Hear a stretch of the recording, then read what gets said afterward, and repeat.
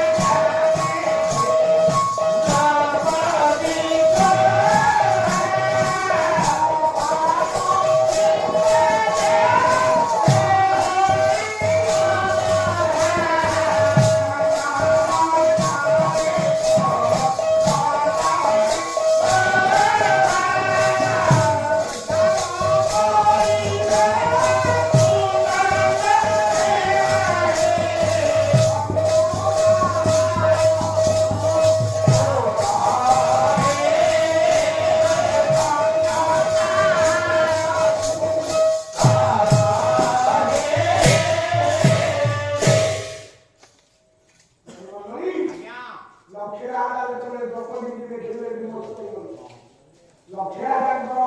ବହୁଳ ମୁନିରେ ମହାମାରୀ ଦୁର୍ଯ୍ୟ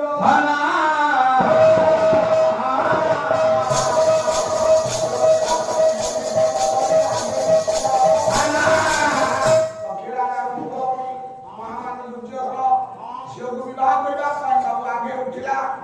ପଟା ପରେ କାମ ଦେଲା ଉପରେ ଦୃଷ୍ଟି ରଖିଲା ଶୋଷ ଜଳରେ ବର୍ଷ ପ୍ରତିବିମ୍ବ ତଳିପରା ପଡୁଥିଲା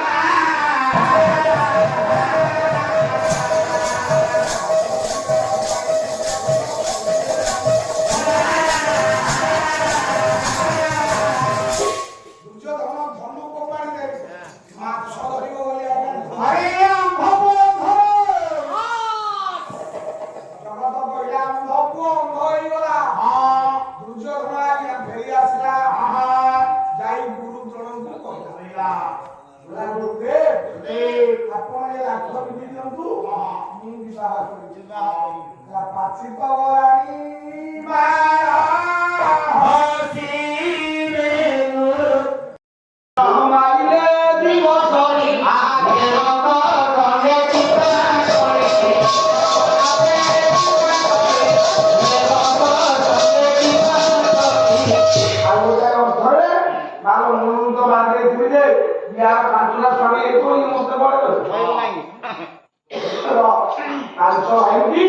विवाह करने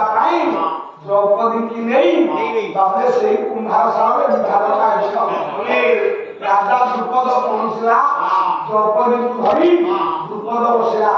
आर पार्श्वे व्यास राजा बसी प्रथम बेदी बसिले धर्मराज बाबू प्रथम बेदी बसिले धर्मराज ना कौन युधिष्ठिर व्यास करी चारि अखिला गोटे ना तुम झीर हाथ गंठी पकेला चारि कहते सत्यवा पड़े आ गोटा नाम बेदी बेले बाहर मोर मन अच्छे से शुणुती मन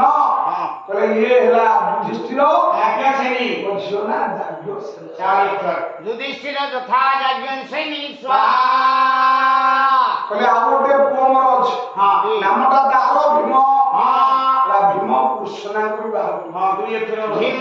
कृष्ण स्वाहा बोला जे लाखरी थिला नाम तार तो भीम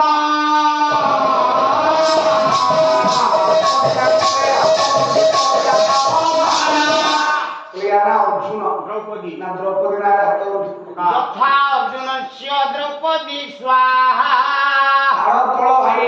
नकुल अटंती 3 अक्षर एबे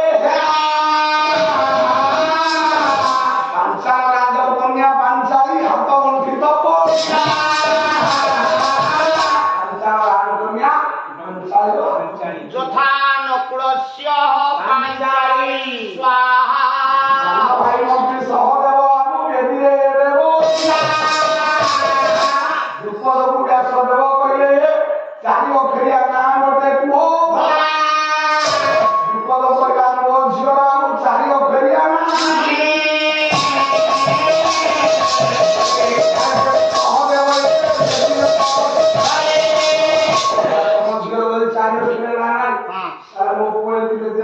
बसला पुणी तो विवाह हम ना आ गोटा झील आनंद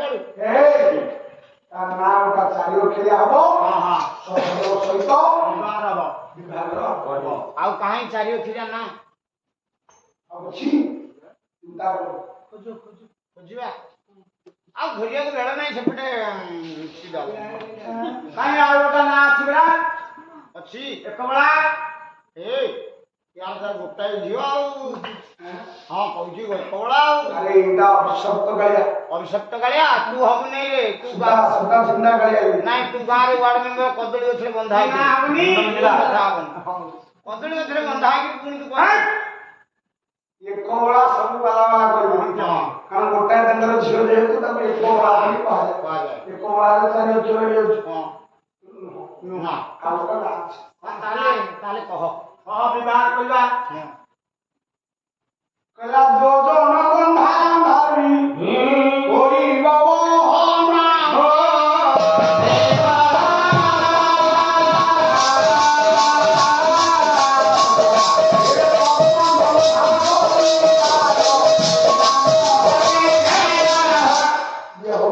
ପଦ୍ମିନୀ ଜାତୀୟ ନାୟିକା ହେଲା ପଦ୍ମବନ୍ଧା। ପଦ୍ମିନୀ ସୌଖିନୀ ଚିତ୍ରେଣୀ ପଦ୍ମିନୀ। ये पद्मिनी जातीय नायिका एला पद्मबंधा। सिद्धि सहदेव सहित पद्मबंधार विवाह संपन्न होला। माँ बाबू मुंडिया मारियाबू गला बेले बाबू तही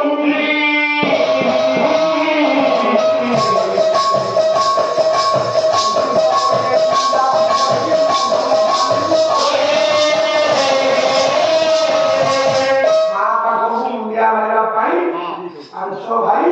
और मुंडिया मारी 500 भाई आशीर्वाद कला पहिले कुंती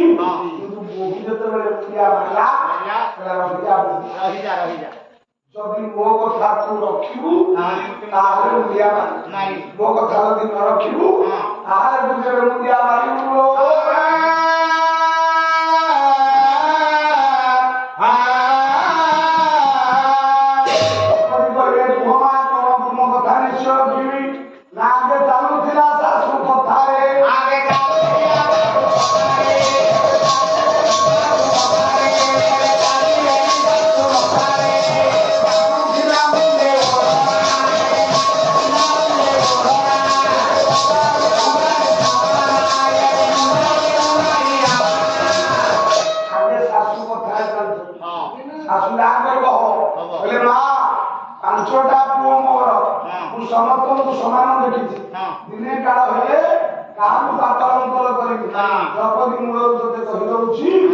अर्जुन पते लाखोनी आनी सत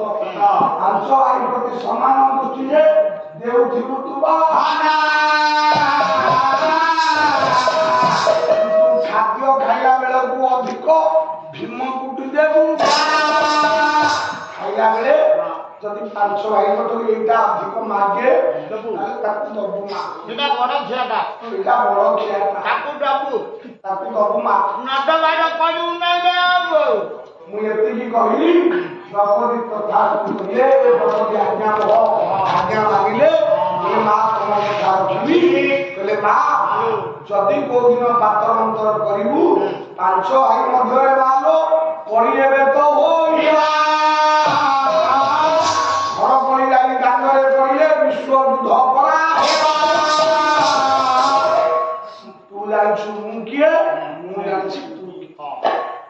द्रौपदी माँ कथा मानिला विवाह संपन्न होला। पंडित मंडली यही कार कथा पंडित मंडली यही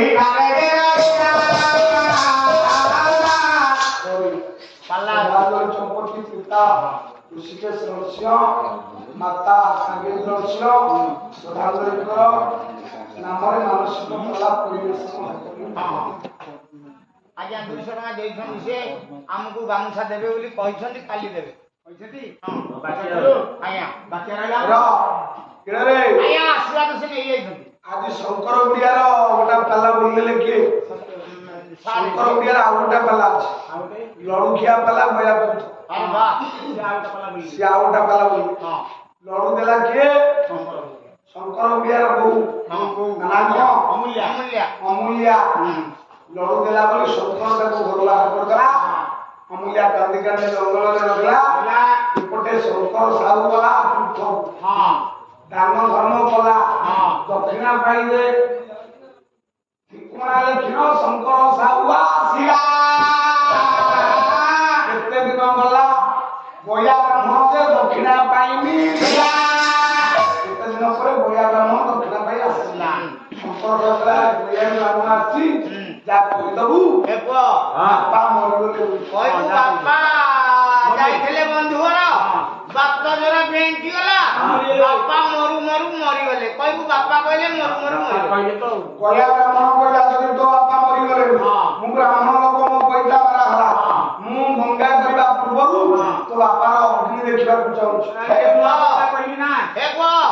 से भाईना कोन कहू तुनी होची तम चित्ता अग्नि देखले से जीव माने अग्नि देखिले जीव ह ताले गोटा काम कर मु कोन सत्तर मरुची तो बोऊ को कह मिछरे कांदियो मु हेमती मला भलिया पड़ीबी तू बड़ पुओ निया दबु जे छड़ेई किरी दो सुमन काठ या सोला बेली ଇଏ ବିନୟ ସେ ଶଳା ସାରେ ଓ ତୁ ବଡ଼ ଦେଖୁଛ ତୁ ପାଲାରେ ଆଇ ସାରେ ପଇସା ପାଇଁ ଆମେ କଣ ଅସୁବିଧା ହେଇଯାଇଛି? କଣ ନଉଛନ୍ତି? ପଇସା ନଉଟି? ସେଇଆ ହେଲା ବଡ଼ ତୁ ମୁହଁରେ ଛଡ଼େଇ ମୁଖା ଦଉଥିଲା ଜ୍ଞାନୀ ମଣ୍ଡଳୀ ଶଙ୍କର ସାହୁ ଦୂରେଇ ଦୂରେଇ ଯାଉଥିଲା ଗୟା ବ୍ରାହ୍ମଣ ଯେତେବେଳେ ନିଆଁଟାକୁ ନେଇ ମୁହଁରେ ଦେବାକୁ ଶଙ୍କର ସାହୁ ଉଠିଲା ଗୟା ବ୍ରାହ୍ମଣକୁ ବାହାରିଲା ଗୟା ବ୍ରାହ୍ମଣ ଅଭିଶାପ ଦେଲା ଶଙ୍କର ତୁ ମତେ ପ୍ରହାର କଲୁ ତୋ ଧନ ସମ୍ପତ୍ତି ସମସ୍ତ ଲୋପ ହବ ତୁ ଭିକାରୀ ହେଇ ବଡ଼ଦାଣ୍ଡରେ କମି ଏ କାଢବା ବ୍ରାହ୍ମଣ କହିଦେଲେ ମୋର ଭିକାରୀ ମୁଁ ହେଇଯିବ। ଶଙ୍କର ସାହୁ ଭିକାରୀ ହେଇ ବୁଲିଲା ଖାଇବାକୁ ପାଇଲାନି ଭଗବାନ ନାରାୟଣଙ୍କ ବିଚାର ଅମୂଲ୍ୟା ଜଙ୍ଗଲରେ ଥିଲା ତା ଦୁଆରେ ଦିନେ ଠିଆ ଅମୂଲ୍ୟା ପାଦ ତଳେ ପଡ଼ିଗଲା କହିଲା ବାପା ନାରାୟଣଙ୍କୁ ଅପମାନନା କରିଥିବାରୁ ତମେ ଭିକାରୀ ହେଇଛ ନାରାୟଣଙ୍କୁ ମାନ୍ୟ କଲେ ତମ ସମ୍ପତ୍ତି ସମସ୍ତ ଫେରି ପାଇବ ମା ସେଇଆ କଲୁ ସେଇଠାରେ ରାଜା ପୂଜା ମାନସିକ କଲା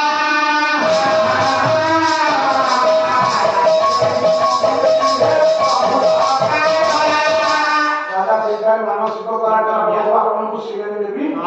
ଯାହା ଚାହିଁବେ ତୁମକୁ ଦେବି ରାଜା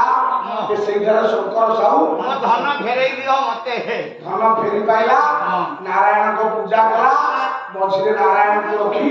ବନ୍ଧୁବାନ୍ଧବ ଡକାଇ ସିଏ ବି ପାଇଲା